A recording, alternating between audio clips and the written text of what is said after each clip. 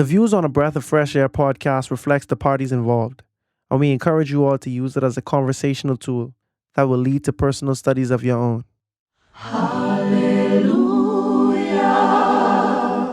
Hallelujah. Hallelujah.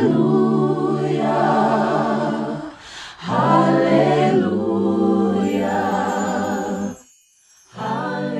Welcome to a Breath of Fresh Air podcast. Here with your hosts, Earl Roberts and Nakhaz Gay. As a young person, Christianity can be so foggy, like smoke in the mirrors and so unclear. But we're here to bring you a breath of fresh air.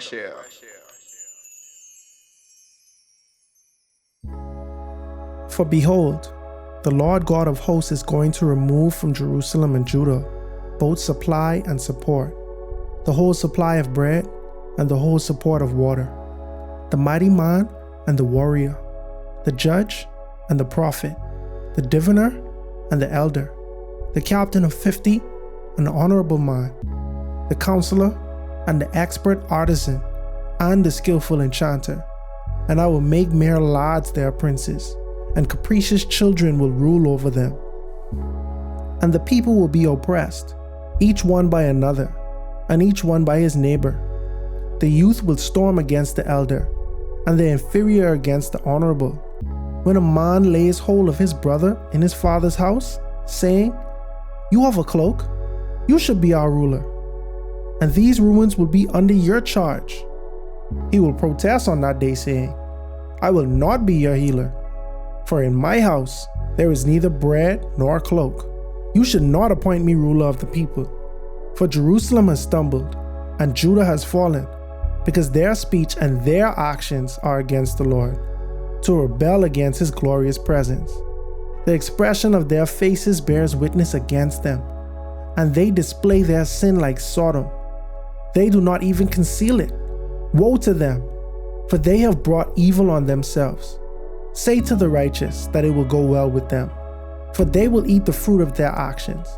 Woe to the wicked, it will go badly for them, for what he deserves will be done to him. O my people, their oppressors are children, and women rule over them. O my people, those who guide you lead you astray, and confuse the direction of your paths.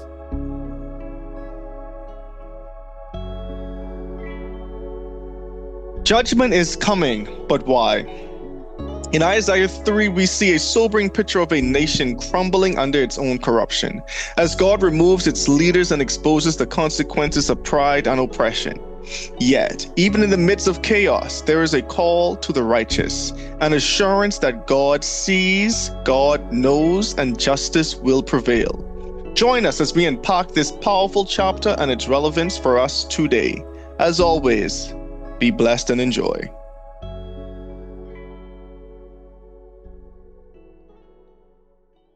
All right. Welcome back to another episode of a Breath of Fresh Air podcast. Here with your hosts, Nakhaz Gate. and Earl Roberts. Let me just adjust my camera. So how you feeling, man? How you doing? I'm all right. I'm not bad. I feel like this week was a good week, productive wise. I got a lot done. Personal goals done at work, and I just feel good. No lie, I feel ready to take on next week. Next week, I resume schooling, so things gonna get a little more busy for me. But by the grace Boy, of time God, fly, eh? My goodness. I'm telling you, bro. Yeah, but I'm ready for it. This was telling someone it's like the fastest start to the year I ever think I had. Yeah, bro. It definitely does. And you got a big event this year, so Yeah, too much things happening. Too much things happening, but real God is tough. good and God is faithful. So just Yeah. enjoying the journey as it goes, man. Enjoying the How was journey your as it week, though? goes. Oh, it wasn't bad. It wasn't bad. Things weren't as busy this week as they have been in the previous weeks. So that's amazing in itself. Like, bro, the last January, ever since I get back to probably a week and a half ago, it was just working crazy amount, like legit 50-hour weeks. So it's just been it has been a journey. But coming up like the downside of that mountain now. So that's a blessing. That's good, man. Some blessing. All right. Technically, we could do Proverbs 11. You know what? Let's just do Proverbs 11. You know, let's keep the streak before you say I avoiding Proverbs. Oh, man. You tell some people things once they never let it go. I'm telling you. Proverbs 11. All right, let's do this. Woof. Mercy. All right, there we go. The Lord detests dishonest scales, but accurate weights find favor for him. When pride comes, then comes disgrace. But with humility comes wisdom. The, the integrity of the upright guides them, but the unfaithful are destroyed by their duplicity. Wealth is worthless in the day of wrath, but righteousness delivers from death. The righteousness of the blameless makes their path straight. The wicked are brought down by their own wickedness. The righteousness of the upright delivers them, but the unfaithful are trapped by their evil desires. Mercy. Hope Hopes placed in mortals die with them. All the promise of their power comes to nothing. The righteous person is rescued from trouble, and it falls on the wicked instead. With their mouths the godless destroy their neighbors, but through knowledge the righteous escape. When the righteous prosper, the city rejoices. When the wicked perish, there are shouts of joy. Through the blessing of the upright, the city is exalted, but by the mouth of the wicked it is destroyed. Whoever derides their neighbor has no sense, but the one who has an understanding holds their tongue. A gossip betrays a confidence, but a trustworthy person keeps a secret. For lack of guidance, a nation falls, but victory is won through many advisors. Whoever puts up security for a stranger will surely suffer, but whoever refuses to shake hands and pledge is safe. A kind-hearted woman gains honor, but ruthless men gain only wealth. Those who are kind benefit themselves, but the cruel bring ruin on themselves. A wicked person earns deceptive wages, but the one who sows righteous weeps a sure reward. Truly the righteous attain life, but whoever pursues evil finds death. The Lord detests those whose hearts are perverse, but he delights in those whose ways are blameless. Be sure of this, the wicked will not go unpunished, but those who are righteous will go free. The, like a gold, like a gold ring in a pig's snout, the beautiful woman shows no discretion. Like a gold ring in a pig's snout is a beautiful woman who shows no discretion. But the desire of the righteous ends only in good, but the hope of the wicked only in wrath. One person goes freely, yet gains even more. Another withholds unduly, but comes to poverty. A generous person will prosper. Whoever refreshes others will be refreshed. People curse the one who hoards grain, but they pray God's blessing on the one who is willing to sell. Whoever seeks goods finds favor, but evil come to the one who searches for it. Those who trust in their riches will fall, but the righteous will thrive like a green leaf. Whoever brings ruin on their family will inherit only win, but the fool will be a servant to the wise. The fruit of the righteous is a tree of life, and the one who is wise saves lives. If the righteous receive their due on earth, how much more the ungodly and the sinner? Man, man, so it's a lot of little nuggets in this one. Mm-hmm. But one thing I like about Proverbs, especially like this style of it, like they just have one-liners and then they go on to the next topic. You know what I mean? Like No fox. they ain't harping too much on one particular thought. Mm-hmm. Just I give you this line and then I gone. No fox. Um, verse 4, riches do not profit in the day of wrath, but righteousness delivers from death. Um, I like that. And you know, I'm not trying to get too deep in it, but when it's like when it's a natural disaster, Mm-hmm. you know, no matter how rich you are, it's meaningless. You see what I'm saying?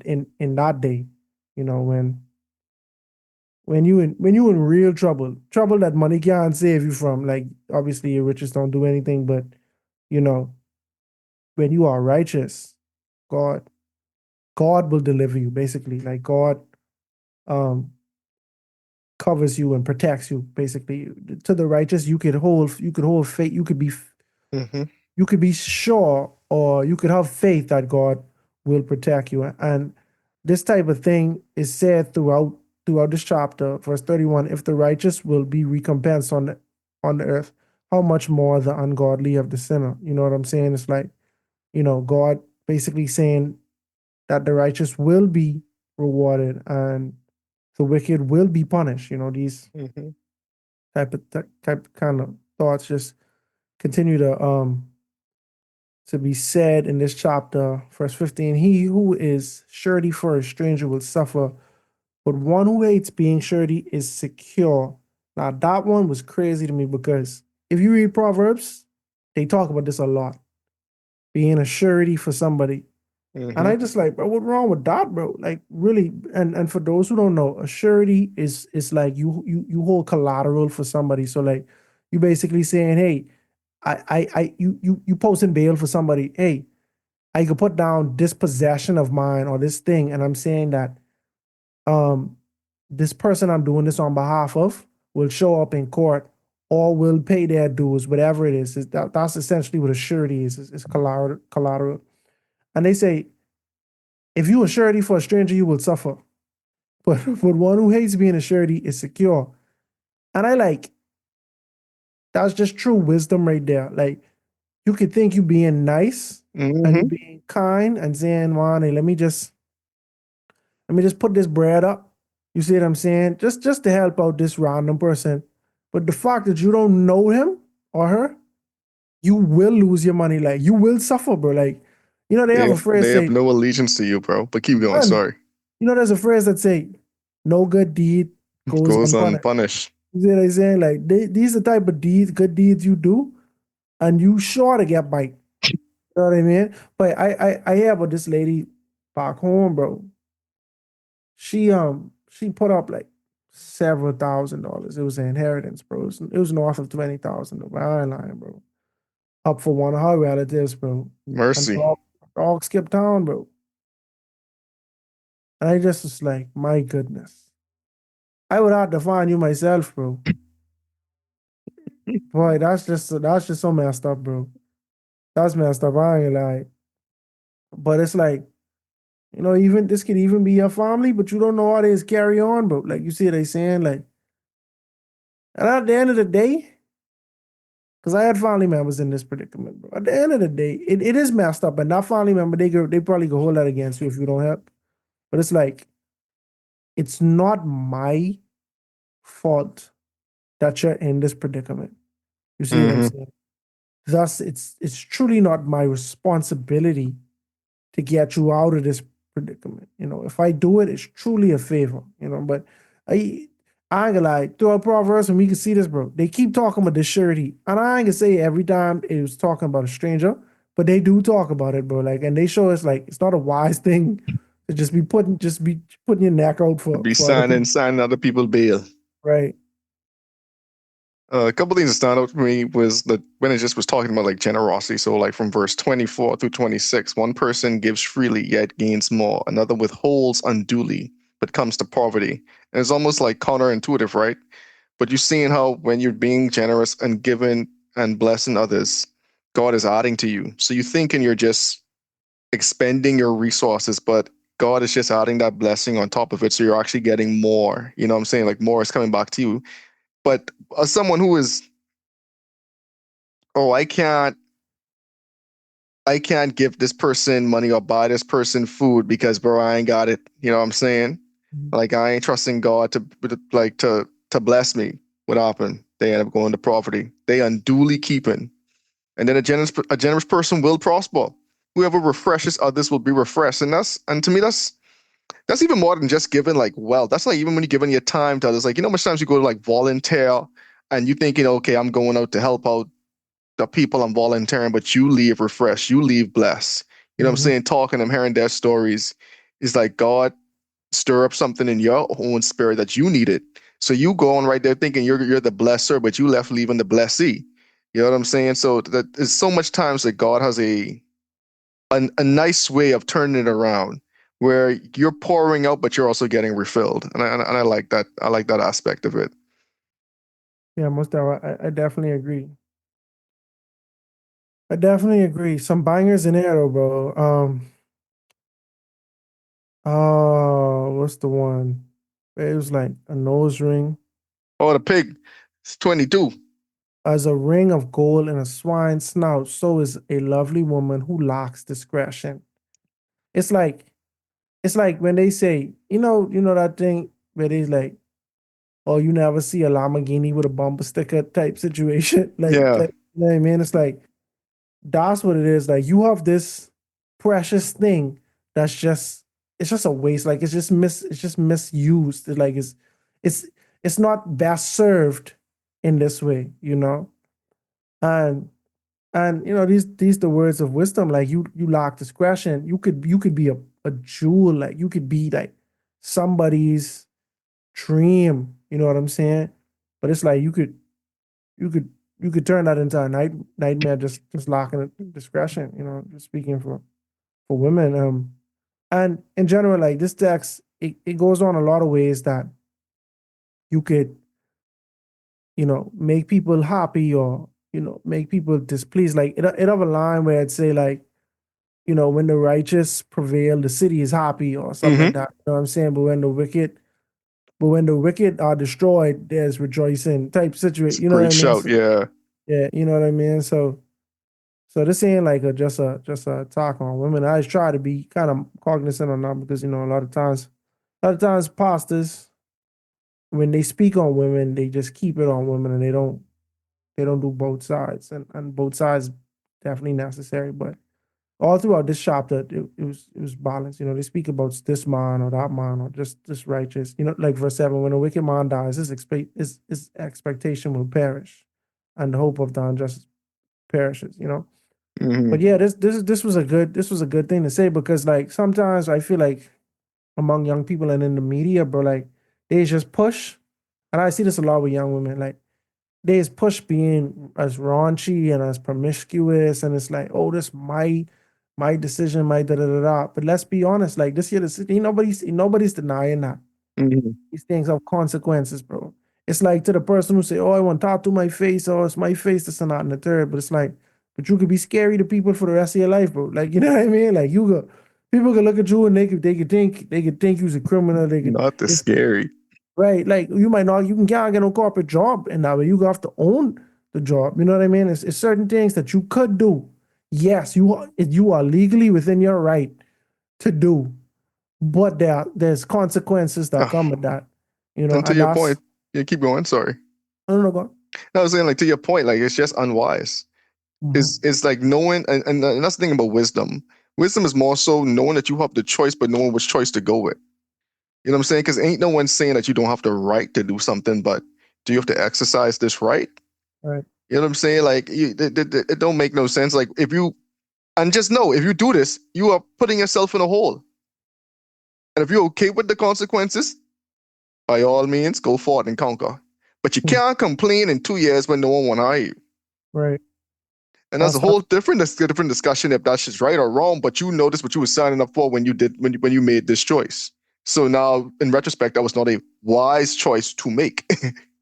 yeah. I was just thinking about it this morning, but like we ain't defined by our decisions, but people treat you a certain way based on certain decisions.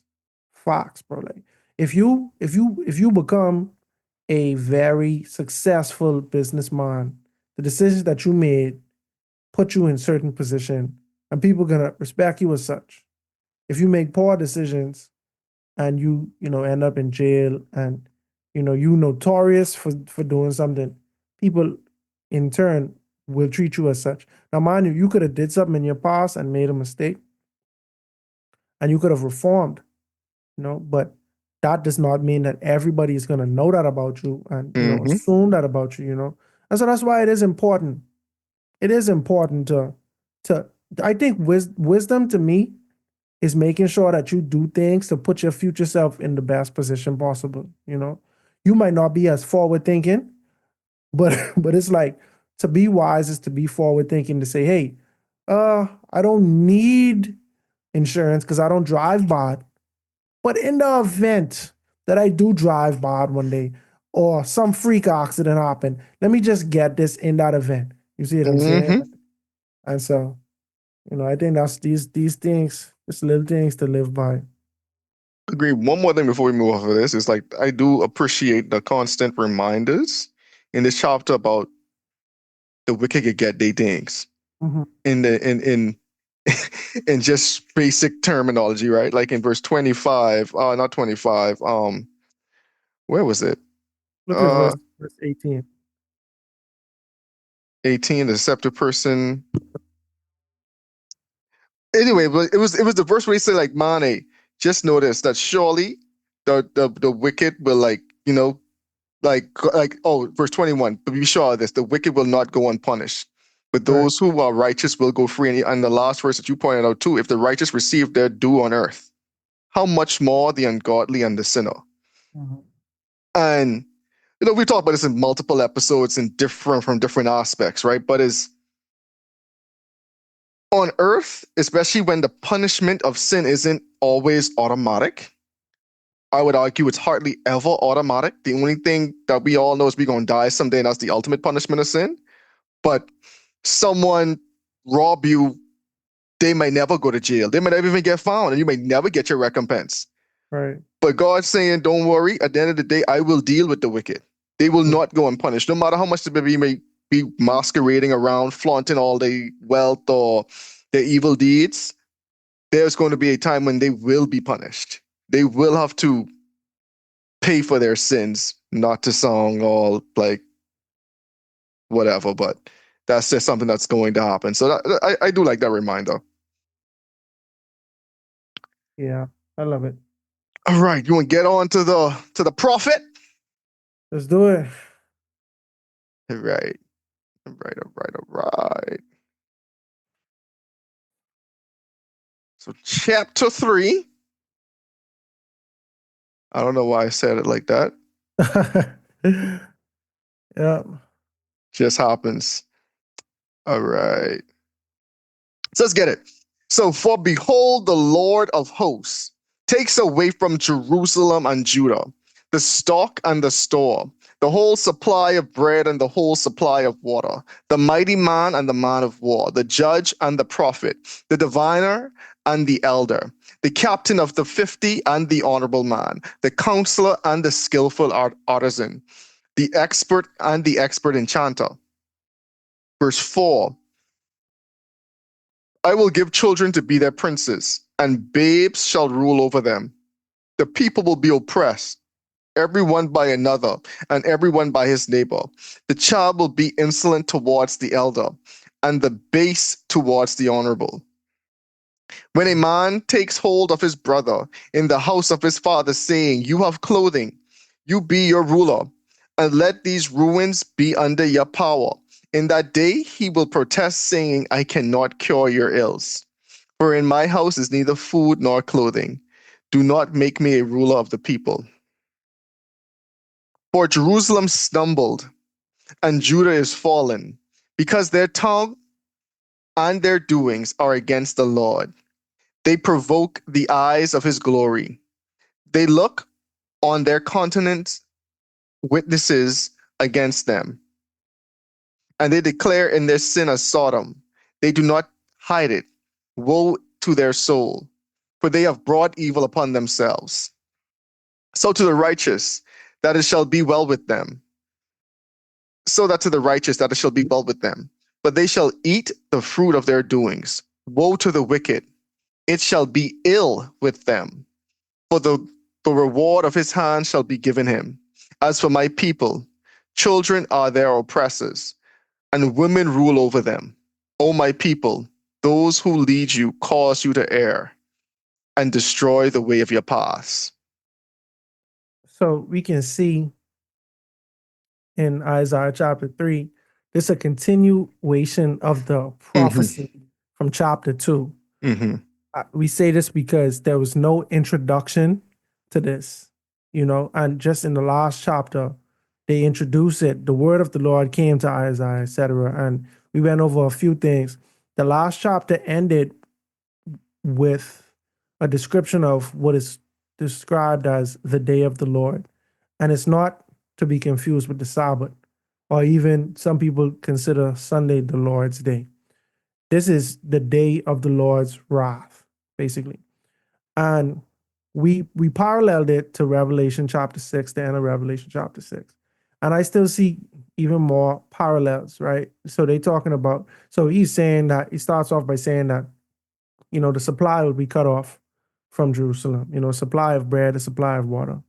The mighty man and the man of war, the prophet, the judge, the diviner, the elder, the captain of 50, the honorable man, the counselor, um, the The skillful skillful artisan, artisan. Yep. the expert, the enchanter, etc. Right?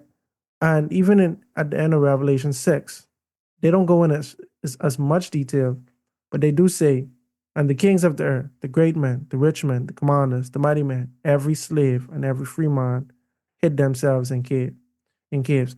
And so the the overall understanding is saying that everybody is going to be impacted by this.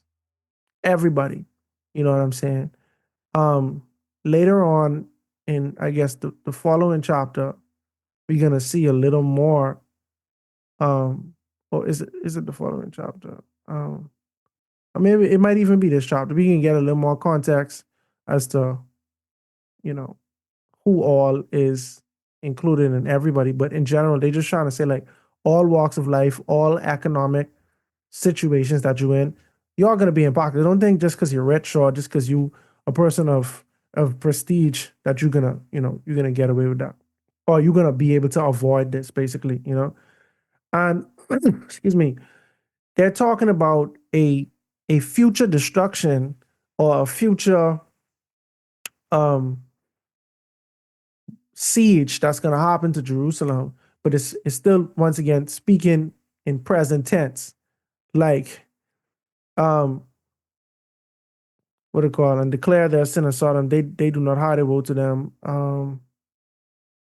Anyway, it's I can't remember the exact text that we just read, but it was something that was describing this, and it was just like this is happening. You know what I'm saying? Or Mm-hmm. this has happened, but actually at the time of this writing, it has not occurred yet. But this is, for Jerusalem stumble and Judah is fallen because their tongue, this verse 8, because their tongue and their doings are against God to provoke the eyes of his glory, you know. But this is truly a future, this is a future prophecy, but it's almost like God is saying, hey, this is like This, this absolutely gonna this happen. is going to happen. I want to read one thing, right? So we go back Mhm, to something we covered, many weeks ago now, right? But I mhm. go back to Second Kings chapter 24. I'm going to just read from verse 14. Also, he carried away into captivity all Jerusalem, all the captains, all the mighty men of valor, the 10,000 captives, all the craftsmen and the smith. No one remained except the poorest people in the land. So it's just Mm, interesting too, like, and then again, he carried away Jehoiakim captive to Babylon, the king's mother, the king's wives, his officers, and the mighty men of the land, carried into captivity from Jerusalem to Babylon. All the valiant men, 7,000, the craftsmen, the smiths, 1,000, who were all who were strong and fit for war. The king of Babylon brought captive to Babylon. And it's just interesting, like some of the same imagery was also used in Kings when Nebuchadnezzar rolled up. yeah. And it just go to show like God's word coming true to form. Now, Hmm. mind you, there's a few ways prophecies happen in the Bible. Sometimes there's what we call a conditional prophecy, where God says, hey, this is going to happen.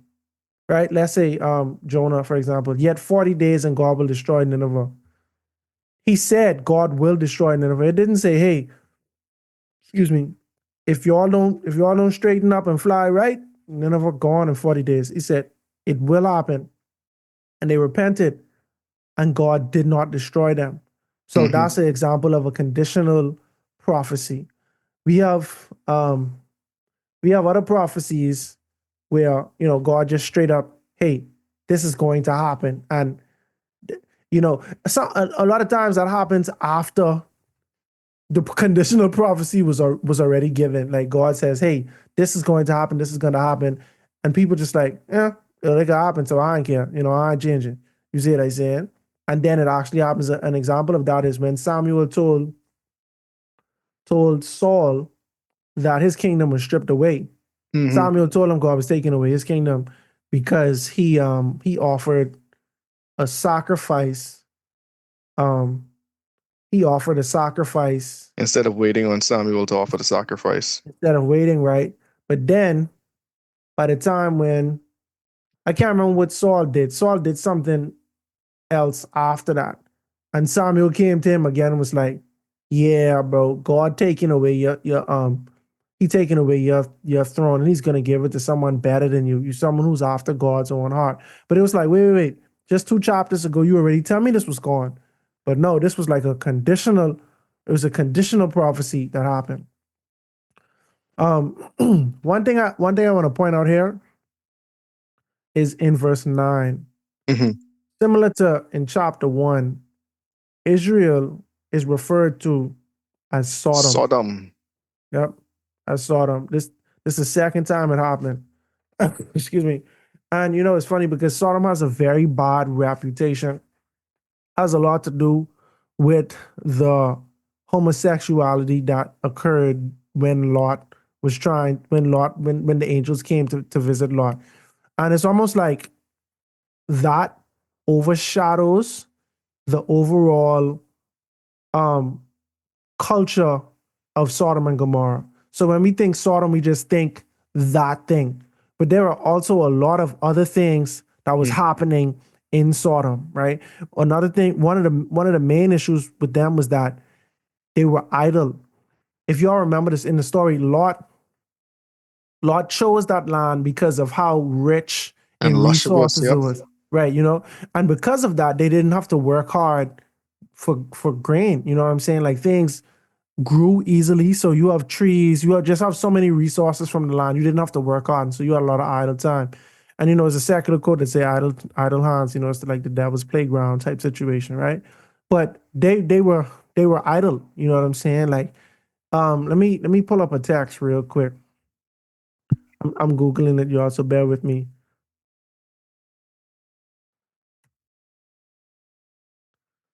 Um,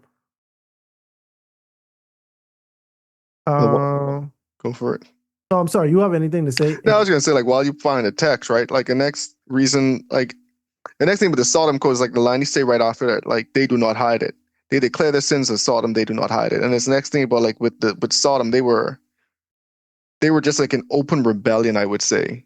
They were Right. just blatantly doing the things that are not of God, and they weren't bashful about it.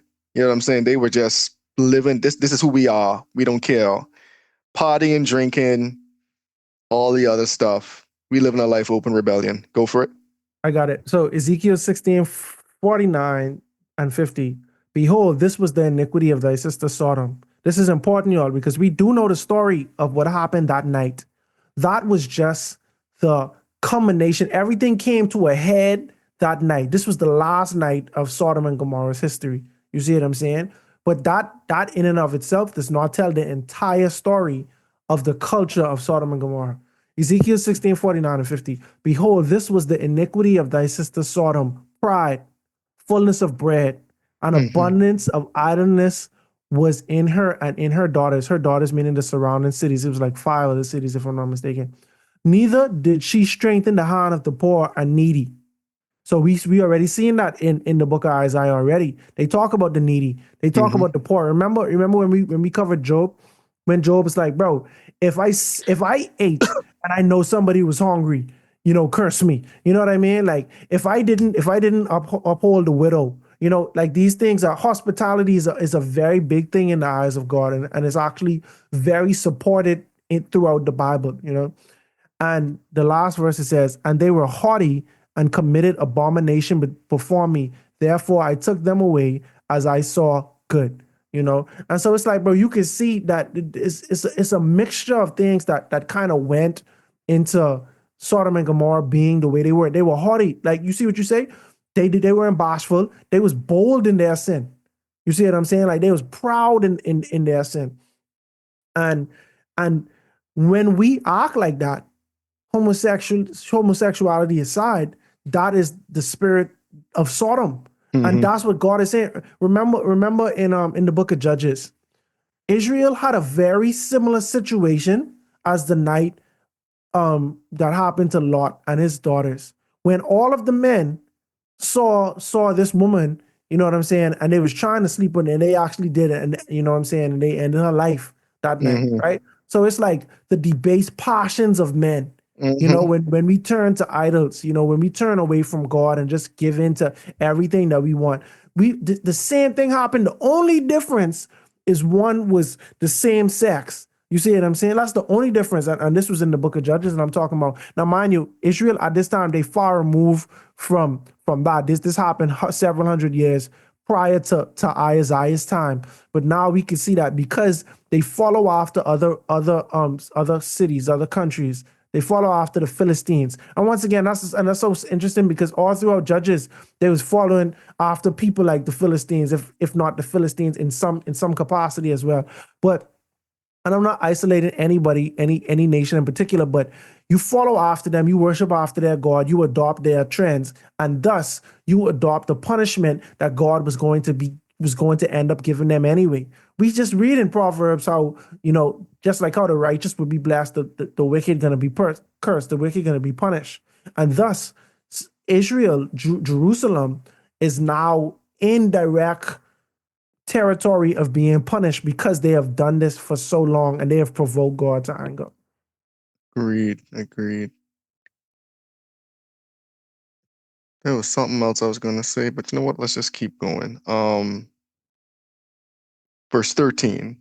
The Lord stands up to plead and stands to judge the people. The Lord will enter into judgment with the elders of his people and his princes. For you have eaten up the vineyard. The plunder of the poor is in your houses. What do you mean by crushing my people and grinding the faces of the poor? Says the Lord God of hosts.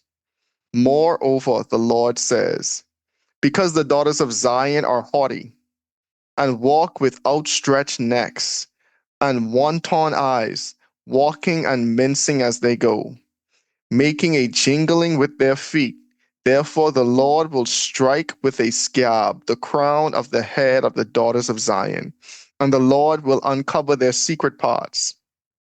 In that day, the Lord will take away the finery, the jingling anklets, the scarves, the crescents, the pendants, the bracelets, the veils, the headdresses, the leg ornaments, the headbands, the perfume boxes, the charms, the rings, the nose jewels, the feast apparel, and the mantles, the outer garments, the purses, and the mirrors, the fine linen, the turbans, and the robes. And so it shall be. Instead of a sweet smell, there will be a stench. Instead of a sash, a rope. Instead of a well set hair, baldness. Instead of a rich rope, a girding of a sackcloth, and a branding instead of beauty. Your men shall fall by the sword, and your mighty in the war. Her gates shall lament and mourn, and she being desolate shall sit on the ground. Before I touch on that, God impressed on me to read a little more of Ezekiel chapter 16, right? Mm-hmm. And this this give us a little more now. This give us a little more context of what he was actually talking about. In the text that I just read. Mm-hmm. Listen to this. Starting in verse 35. Wherefore, O harlot, hear the word of the Lord, right? Talking to Israel, Jerusalem. Thus saith the Lord, because thy filthiness was poured out, and thy nakedness discovered through thy whoredoms with thy lovers, and with all the idols of thy abomination, and by the blood of thy children, which thou didst give unto them. Talking about child sacrifices, right? Mm-hmm. Behold, therefore I will gather all thy lovers with whom thou hast taken pleasure, and all them that thou hast loved with all them that thou hast hated. I will even gather them round about against you, and you will discover your nakedness unto them, that they may see all of your nakedness. And I will judge you as women that break wedlock and shed blood are judged, and I will give you blood in fury and jealousy. And I will also give you into their hand, and they shall throw down your eminent place, and shall break down your high places. They shall strip you of all your clothes, and shall take your fair jewels, and leave you naked and bare. They shall also bring up a company against you, and they shall stone you with stones, and thrust you with the sword. And they shall burn your houses with fire, and execute judgments upon you in the sight of many women.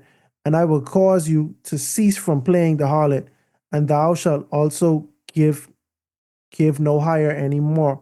So I will make my fury toward you to rest, and my jealousy shall depart from you, and I will be quiet and will be angry no more, because you have not remembered the days of your youth, but have fretted me in all these things. Behold, therefore, I will recompense the weight upon your head, saith the Lord, and you shall not commit the lewdness above all mine abominations. So he actually comparing Jerusalem and Israel to his wife that has been unfaithful to him, right? And he's Mm-hmm. saying, bro, yeah, no, I can give you over to them. These people who you was running off, they can give you over to them. They can strip you, they can embarrass you. And now you could truly see what that feel like, right? But this the part I really was trying to get to. Behold, everyone that uses proverbs shall use this proverb against you, saying, "As is the mother, so is her daughter." You are your mother's daughter that loatheth her husband and her children, and are the sister of your sisters, which load their husbands and children. And your mother was a Hittite, and your father an Amorite. So they saying you following after these people, and you just Mm-hmm. like them, right? And your older sister was Samaria, she and her daughters that dwell at your left hand, and your younger sister that dwelleth at the right hand is Sodom and her daughters. So they say Sodom is the younger sister to you, right? He said, Thou, yet hast thou not walked after their ways, nor done after their abominations. But as if it were a very little thing, thou was corrupt more than they in all thy ways. So he comparing him to Sodom, right? But he compare him to the Hittites, the Amorites, etc., right? But he say Sodom is your little sister. You know why? Because you wasn't following after her, in all her abomination. You was more worse than her in all of her ways, right? As Mercy. I live, said the Lord God, Sodom, your sister, has not done, she nor her daughters, as you have done, and your daughters. And that's when it say, Behold, the iniquity of Sodom was pride, fullness of bread, abundance, idleness. Bro, so God goes in full depth as to why I view you the way I view you, why Mm-hmm. I punish you, why I'm going to punish you the way I'm going to punish you. I calling you Sodom, but you worse than Sodom. If I just keeping it a bean, I calling you Sodom so y'all can understand how I feel about you because we see what happened to Sodom. Yeah. Like I letting y'all know I truly sparing y'all right now. I truly span y'all, and it's so funny because, bro, this go to show that there are worse things than Sodom that do not get destroyed all the time, bro. Israel Mm-hmm. at this time had been worse than Sodom, but still did not receive the judgment yet. You see what I'm saying? But and that's what's crazy to me, bro. Like, bro, and so yeah, so when God now him back to Isaiah 3, when he talking about how in verse 18, and that day will take away the finery, the jingling anklets, the scarves, the crescents. He's saying the same thing. I stripping you of all the beauty, all these things that you're proud of. Mm-hmm. They gone. They are gone. Now I would say that if I was still keeping score on the jewelry part, I someone thought about used that this week. I yeah, literally yeah, thought about that this week. Say, boy, we ain't talked about this going a long time. Real talk, it just ain't been relevant. Like it ain't really come up that much. Like Mm-hmm. Genesis and Exodus, it came up quite a bit. But to me, someone used this text completely out of context to me in college. I remember this text specifically. But to me, this is a text in favor of jewelry, if you ask me. Because look at what jewelry is with: scarves, crescents, bracelets, headbands, perfumes, charms. You see what I'm saying? No, nose rings, jewels. These things basically saying like, hey, I trying to strip you from all these things to make look what else they taking. They taking your belt. You see what I'm saying? And I giving you a rope. Like to me, and if we just it ain't fair, precept upon precept. That's my boy Dom and say line upon line, precept upon precept. If we was just going based on this text, jewelry should be permitted in the same way a belt, perfume, all these things which do enhance your appearance. Obviously it's the pride that goes into it. That lead Adventists to be like, yeah, let's just not. Because it's like when it gets to does the Bible condone it? Does the Bible not? As soon as it start to get great, they're like, all right, well, we ain't doing it.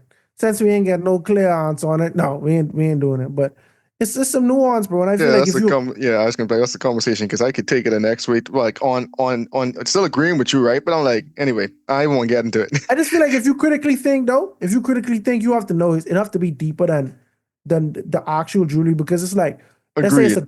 it's a gold chain, right? But if this was a gold bar, could I have this in my possession? Is gold wrong? Or is it only when I put it on? Bro, You it's see what like I'm in saying? the Like, context of this text, I shouldn't be wearing cologne. right. If this text was saying all of these things was wrong, I shouldn't be Exactly, wearing cologne or I shouldn't have a exactly. mirror. You know But what I'm I saying? I I won't get too sidetracked. Yeah, but I don't think that's what the text said. I think God basically trying to say, I'm stripping all the beauty away from you. No, And part agreed. of the beauty I is yeah. 100% agree with you. No, I 1,000% agree with you in that instance. And that's why I say I also agree with you. The same premise with the jewelry, Right. like it is the picking and choosing what has always started to rub me in an interesting way. Yeah, because when we was reading Proverbs and it say a nose ring in swine, right? Mm-hmm. To me, this is saying a good thing on a bad thing. Fox, a Yeah, very right. Like unclean thing. right. And so that the way it's set up, it leads me to believe the nose ring is good. We see Rachel, was it Rachel or Rebecca? Rebecca. Rebecca had a nose ring. Eliezer gave her the nose ring in Genesis. And we see here nose rings. I think they came, yeah, the nose jewels, verse 21, they came back up, like it's not I guess this is the thing the Hebrews really like. They really like they know his persons. right. Yeah. So yeah, that's my little 2 cents. But yeah, basically y'all can get looted. Your health could start deteriorating. You could lose your hair. All these things that you take you so like that enhance your vanity, like that you take such pride in, like not good pride, but like you idolize yourself. Yeah, yeah, no man, they gone. Yep. You have this sash, no man, we can give you a rope. You see what I'm saying? Like, This rope really touch you. I was just like, because I was like, what's wrong with a rope? Like, that's all I was thinking. This rope really touch. This is the second time you point out specifically the rope. Like Yeah, man. I I got like when all the things like a rope. I was like, well, I guess that's just the meaning then, because I But ain't think know. about it, right? Well, think about it, right? Back in the day when we used to actually care about the type of belt we used to wear back in high school days, right? Imagine you get your nice lawn belt with the big buckle, because a small buckle was diabolical, with the big buckle, Right. or your Tommy or your Nautica belt, right? Mhm. And someone give you like a piece of string to say, but you holding up your pants with this now. Yeah, Like the value and the pride that you had in your belt just gets stripped away. And that's what that's they're true. saying, like all this obsession y'all have with y'all appearance, y'all love for these luxurious items and these finer things in life, They and done. all this promiscuity y'all doing on the side. No, guess what? All that getting cut away. Yeah. Now y'all can see what it is. You know what I'm saying, bro? All the sweet stench. Gone. Sash, the rope. Rope. Yeah. But even your hair, bro, Gone. bald. No, that one's crazy because he ain't have to pay for that. I mean, they just grow naturally, but yeah, no. Bald. the rich robe. You didn't even say normal clothes, but you exchange this rich robe now for sackcloth, bro. Sackcloth and ashes. And like ah, and instead of beauty, branding. Yeah, that's Man. kind of crazy to me. Yeah. That Let's sackcloth kind of crazy because I yeah, imagine like sackcloth a potato crazy. sock. Like imagine you, that's your fit, bro. Like, uh, And a dirty too dread. feel Like abrasive too. Like, yeah, like it ain't smooth on you though. Like, like exactly. Chapter 4. And in the day and in that day 7 women shall take hold of one man, saying, we will eat our own food and wear our own apparel. Only let us be called by your name to take away our reproach. mm, In that day, the branch of the Lord shall be beautiful and glorious, and the fruit of the earth shall be excellent and appealing for those of Israel who have escaped. Excuse me. And excuse me. In verse 3, and it shall come to pass that he who is left in Zion and remains in Jerusalem will be called holy, everyone who is recorded among the living in Jerusalem. When the Lord has washed away the filth of the daughters of Zion, the purged the blood of and purged the blood of Jerusalem from her midst by the spirit of judgment and by the spirit of burning, then the Lord will create above every dwelling place of Mount Zion and above her assemblies a cloud and smoke by day and the shining of a flaming fire by night. For over all the glory there will be a covering, and there will be a tabernacle for shade in the daytime from the heat, and a place of refuge, and for a shelter from the storm and rain. man. So yeah, and that's what I was kind of alluding to earlier. I just couldn't remember which part of the chapter that I was in because there is a remnant. You know, there are those who are going to survive through, you know, the earthquakes and the plagues and you know, and I'm keeping this in the context of Isaiah 4 and you know the looting that's gonna happen. There's gonna be a remnant, you know, and it's like a purge, you know. And Jerusalem will be purged by the spirit of judgment and by the spirit of burning. Then the Lord will create above every dwelling place of Mount Zion and above her assemblies a cloud and smoke by day and the shining of a flame fire by night. For over all the glory there will be a covering. Mm-hmm.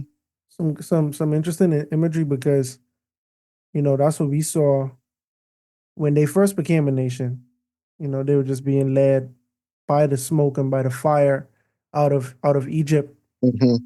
Yeah, and here we see that again, you know, just um as as a new nation with just survivors of, you know, God's wrath. It's like saying that, you know, there's a light at the end of the tunnel where I will, you know, kind of guide you and lead you um moving forward. Yeah, yeah, I agree. It's beautiful imagery, and it's again like how you pretty much always say, like in every prophecy, there's still a message of hope. Like there might be the dark part of the message, the part that really I won't say the call to action, but like the wake up call. But then at the end, there's always like some essence of hope, Hmm. and this hope might be 50 years from now, 100 years from now, but just knowing, hey, after all of this, there's gonna be some hope, some goodness that's gonna come of it. Like the God ain't gonna just leave you in that state of desolation. And I think that's still beautiful. And to them, think about this for them. Like it's a call back to what their ancestors was experiencing, right? Like truly being in communion with God, where God is the one leading you through the wilderness, through the obstacles that come your way, through day and night, in the front, guiding you on your way. And you have the tabernacle in your presence, which was, where God's glory reside. And so it just reminds you of those Exodus days, Exodus and Judges for that matter, but Yeah. where God was in their presence. It's pretty cool. Yeah. A very, very interesting prophecy. Well, we got two down, two prophecies down. These prophecies didn't really give us much context, I would say, on the exact time when this occurred, because if we look at chapter 1, they say that Isaiah, he the first vision, it's a which which he saw concerning Judah and Jerusalem in the days of Uzziah, Jotham, Ahaz, and Hezekiah. These are years in Hmm. between. You know what I'm saying? Like the kings of um of Judah and Jerusalem. And now we have in chapter two through four, we have another prophecy, but it just don't, unless I ain't doing enough research, but it didn't really give us a timeline of when he would have received this, under whose leadership, like how old is he? Like, is this at one of your later prophecies, one of your earlier prophecies? Yeah, I don't think we get a time again until chapter 6. Yeah.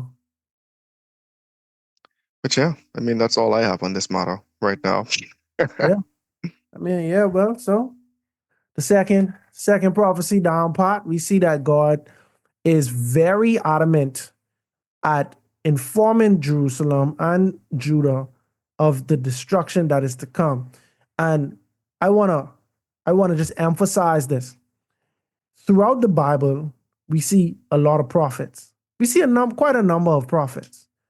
Um, in in Genesis, do we see any in Genesis? I can't say for sure, but we do have prophecies in Genesis. God tell Abraham specifically, "Hey, your descendants are going to be in this land Hmm. they're going to be mistreated for 400 years, etc." We have the prophecy in Genesis 3 verse 15. Um, I'll put enmity between your seed and the seed of the serpent, and the seed of the woman, or however. Yep, seated woman. Right. So we do see prophecies in Genesis. Exodus for sure prophecies. You know what I'm saying? Um, Deuteronomy prophecy. I don't know, but Leviticus. Numbers, we see Balaam. Balaam was a prophet and an enchanter type situation. I ain't gonna go through all the books, but the point I'm trying to make is we can see consistent prophets at a time throughout the Bible. And during Israel's reign, where they had kings, during their kingdom reign, I'd say, right? There was a lot of this was like the prophet era. You Hmm. see what I'm saying? Prophets was just going, several at a time. And we could see through these prophecies very useful and important information toward the future of God's people, and how God sees his people, and how God, if whether God is pleased or displeased. And all of this is important because before God has any judgment, he already established what his expectations are. He established that from Moses' time. These are my expectations. If we get out of line, as in Judges, let's get back. As in Joshua and Judges, I would say, let's recalibrate. Let's get back to it, right? When we had David, we was back in line. Even though David wasn't always doing the right thing, we was in line. But after David, well, Solomon was good too. Like Israel was in line for a time, and then a lot of apostasy just started happening. After Solomon, it was purely downhill because now it's two nations. There was one nation, now it's two nations. But one thing that's consistent, we hear from these prophets. We hear from the prophets. We hear the prophets saying, "Hey, bro, God ain't pleased. We ain't doing this right." You know what I mean? And some people, some kings, they get it right. Some kings listen, like, "Hey, yeah, but we gotta, you know what I'm saying? We gotta get it back. We gotta do this." Some kings reject the prophecy, but God did not leave his people without a warning, without a warning. And we could get so caught up in the way Christianity is promoted now and forget that aspect of prophecy. One thing that I sometimes like when I was a kid, I used to be like, why back then was so different than now? Like why? Like, bro, if I was around when Jesus was living, bro, ain't no way I was going to hell. That's what I used to think. I couldn't be more wrong. I could not have been more wrong. You see what I'm saying? But we could see where in the Bible God made a concerted effort to talk to his people. And it's almost like, if only we could have that for today. But we do have that for today. And that's one thing that is not, I don't think, emphasized as much in any denomination under Christianity. We don't emphasize the prophecies that are in the Bible that happened thousands of years ago that have not been fulfilled yet. So they are to come. Revelation being a big one of them, Daniel being a big one of them. But here we see even in Isaiah, this prophecy, they address it as in the latter days. This is gonna happen, you know? And so in the same way that Isaiah was preaching to Israel about a coming judgment, right? And they could take it or leave it, and they obviously left because it did come to pass.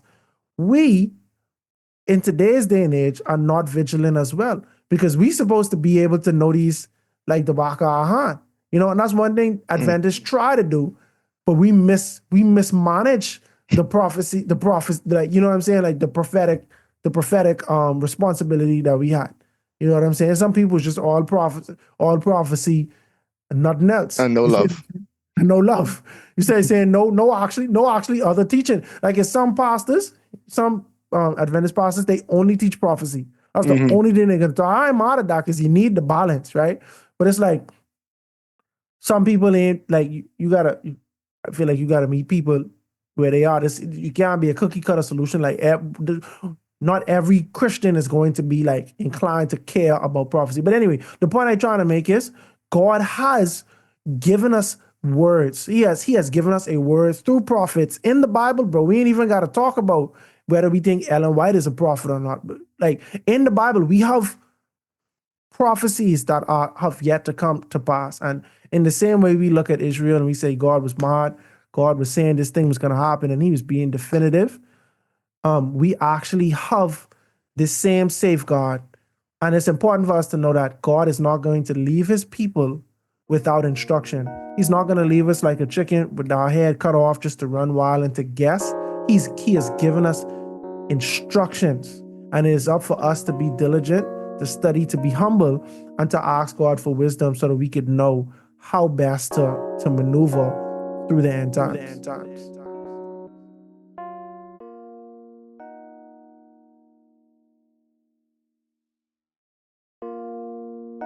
This chapter continues the previous prophecy where God describes his judgment on Judah and Jerusalem due to their sin and corruption.